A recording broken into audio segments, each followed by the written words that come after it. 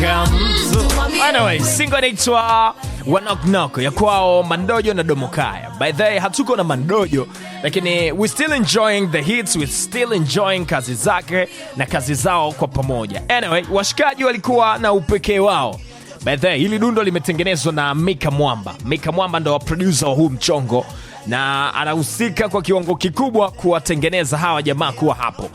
Though kuna story kwamba kwenye moment za of course kwenye kujipata kwa hawa jamaa Sogidogi na J2 the more ama more techniques more flavor wanahusika kwa kiwango kikubwa sana, like kuwakutanisha na watu baadhi ambao walikuwa ni noma na walikuwa kwenye mainstream kama producer P-Funk Majani, na mbali na hapo upekee wao ndo ulifanya iwe njia nzuri zaidi ya wao kujipata. Sijui tunaelewana vizuri?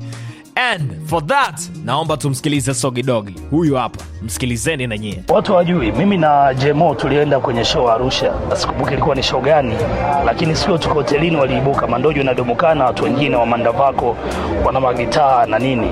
Wanaimba huko, wanapiga gitaa, wana rap, wanapiga magitaa. Sisi tukaona kile kitu kama ni kitu kigeni. So Jemo akamwambia, "Kwa nini msibuke da?" So alivyoibuka da akamtafuta Jemo, siku hiyo akaibuka pale studio.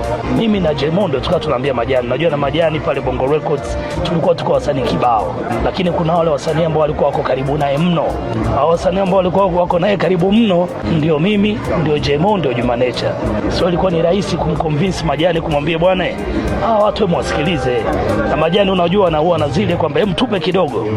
Kwa kaza kupiga magitaa na wanaimba wanafanya nini, ikawa ndio nitoke vipi yao. Na kiukweli baada ya pale ilikuwa ni safari, kwa sababu walikuja na kitu kipya kwenye muziki wa Bongo Flava ambao wasanii wengine walikuwa hawafanyi. Ndio kama unasikia kazi yake Mola imetengenezwa Bongo Records, wameshiriki ngoma kama ile, kuna gitaa mule ndani wamepiga nikupe, wamepiga magitaa mule ndani. Kwa hiyo ilileta kitu ambacho tulikuwa tunatamani, muziki real ule ambao wa kupigwa vyombo live, wenyewe walisaidia hicho kitu kuwezekana. Mimi nimeimba nao wimbo unaitwa Story, ambao ni moja kati ya nyimbo zangu pendwa sana na Bongo wengi wanaifagilia.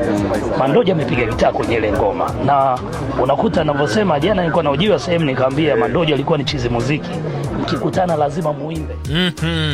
Ukiachilia mbali tu kwamba wana walikuwa of course mwana Mandojo na nini na jinsi ambavyo wana walikuwa wanaenda, binafsi yangu mimi naweza nikasema kwenye zile duo ambazo zimedeliver muziki ambao unaishi mpaka leo, basi ni duo ya kwake Mandojo na Domokaya. Naomba iongezwe kwenye hizo duo, na of course zipo duo zingine kali walifanya noma, lakini kwa upekee mkubwa na thubutu kusema Mandojo na Domokaya duo yao ilikuwa ni noma kabisa. Ukiachilia mbali Wa Knock Knock, kuna single inaitwa Dingi, kuna madude kama Taswira ambao pia libeba jina la album, so it was noma. Nikupe nini miongoni mwa ngoma noma pia, na of course kwenye kuhakikisha kwamba wanatengeneza vitu noma, walikuwa wameanza pia kurudia baadhi ya tracks zao kwenye quality noma na vitu kama hizo. So it is what it is, man. So big shoutouts kwa Mandojo na Domokaya.